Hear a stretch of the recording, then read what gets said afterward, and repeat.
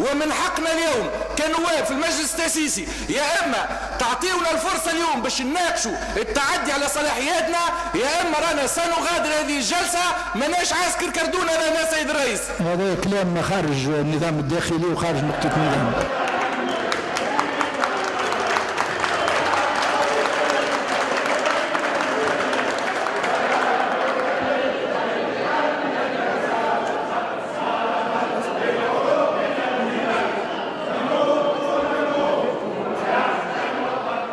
وفي غياب النص الواضح يلزم المسؤولية ترجع إلى المجلس الوطني التأسيسي.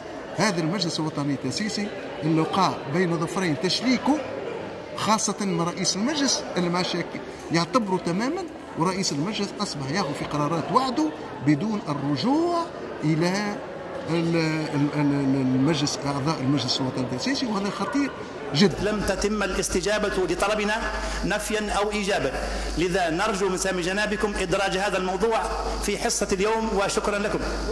شكرا. إذا أجبت على هذا نفس السؤال كان واضح. عندما نطرح قضية في العمق يرفض رئيس المجلس أن يدرجها في جدول الأعمال أو أن يحدها بوقت يعني محدود للغاية. اليوم قضية البغدادي المحمودي وتسليمه في الظروف التي نعرفها تشغل بال الرأي العام في تونس وتشغل بال المنظمات الحقوقية، وتنبئ أو أنبأت بعد بأزمة سياسية عميقة بين مكونات الترويكا ذاتها. جو سوي كونتر لو فيت اللي يخرجوا الكلهم ابخي تو هما مكفلين باش يعملوا مهمة معينة اللي هي دستور بلادي أنا تونس.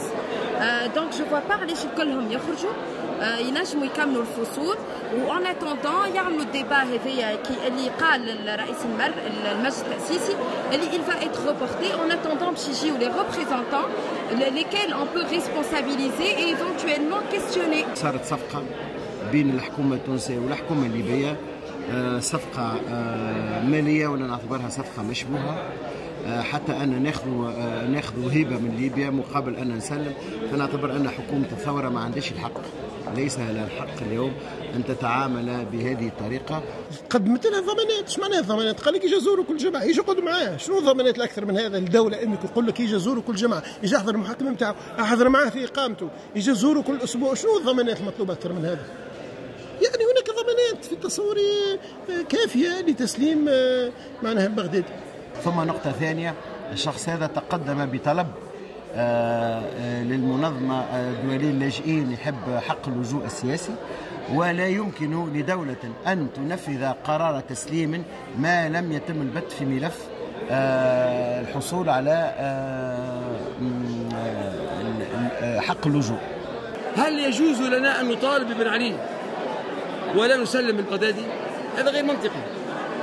أنا أقول أن الذين يثأرون الآن للبغدادي هم أولئك الذين لا يريدون تسليم بن علي، ولو صرحوا بعكس ذلك. فيه ناس الآن يزعمون المعارضة، هم في الحقيقة يتعاطفون مع بن علي وزبانية بن علي ونظام بن علي، ويقلقون من نظام الثورة الآن. هؤلاء منهجهم عدم تسليم هؤلاء الطواغيت، هؤلاء الظلمة، سواء مع بن علي أو مع بغدادي. ومن يؤمن بتسليم بن علي يؤمن بتسليم البغدادي. ولذا مثل هذا الموضوع لا ينتظر ولا يتوقف، وكنا ننتظر منك أن تبعث لنا البرقية من الأمس في الموضوع وليس الآن. فمبدئيا أنتم لم تقوموا بمسؤوليتكم، لأنكم تعلمون أنه عندما الفصل اللي بتاعك زي خليني الفصل 81 و86 و70 و600. لابد للرئيس أن يستجيب لإرادة الشعب، ونحن نواب الشعب. عندما يرفض هذا يصبح ديكتاتور، وهو الآن يتقمص ثوب وشخصية فؤاد المبزع، ونحن لسنا بنواب التجمع. دي تكون واضحة. هالرجل هذا ما عادش يصح باش يكون رئيس مجلس. أنت